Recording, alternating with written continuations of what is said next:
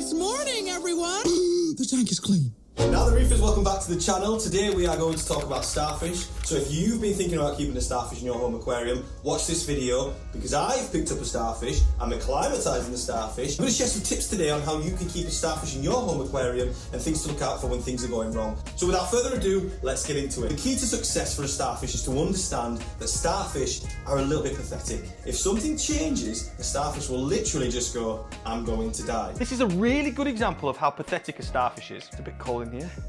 I'm just going to die now. Whereas other things in your tank may go, it's a bit cold in here. I best wrap up. The point is, starfish are really sensitive, so you want to wait at least 6 months or so before you think about getting a starfish. Even then, you've got to be really mindful when you're acclimatizing your starfish to your system.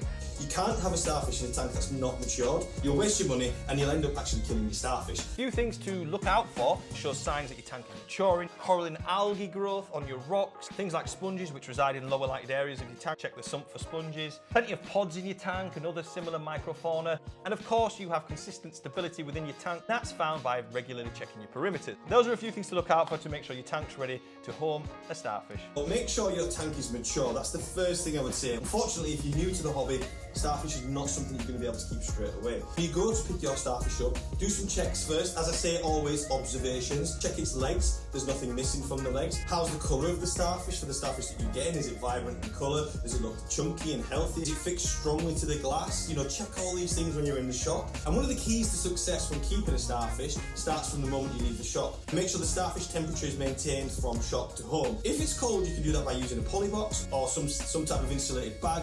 But the main thing is to get the starfish home and in your tank acclimatizing to temperature. And that's exactly what I've done. The starfish is currently in the sump acclimatizing now. To begin the acclimatization process, you want to use a tube like this here, and you can adjust on the dial just how much of a drip you're going to do. I'm aiming for 4 hours for this guy. Some people would say longer, some people would say that's overkill.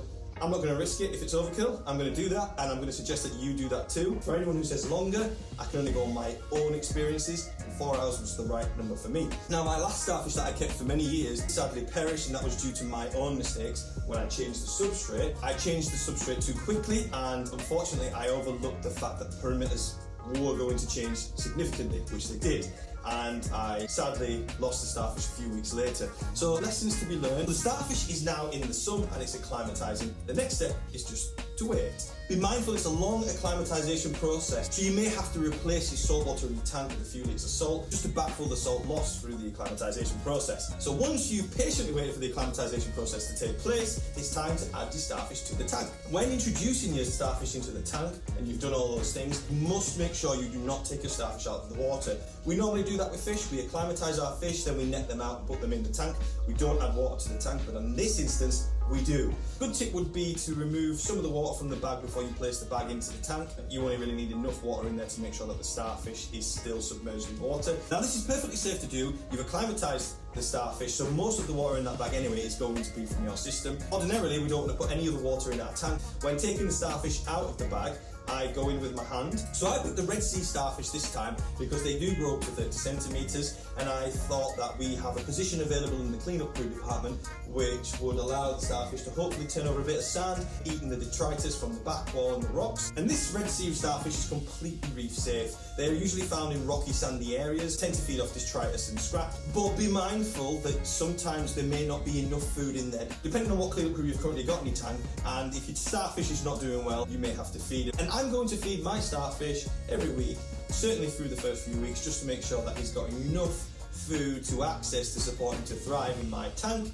I'm hopeful that this guy's going to grow and he's going to be a really, really cool addition. It's going to provide a really nice, vibrant, striking, ready orange tone to the tank, because those anemones will be coming out soon and we're going to lose that. I hope that he gels really well with the cleanup crew team. Together they work to make sure the tank is looking as good as it does. Hopefully your starfish too will thrive in your aquarium at home and you can really enjoy keeping one of these wonderful creatures in your reef aquarium.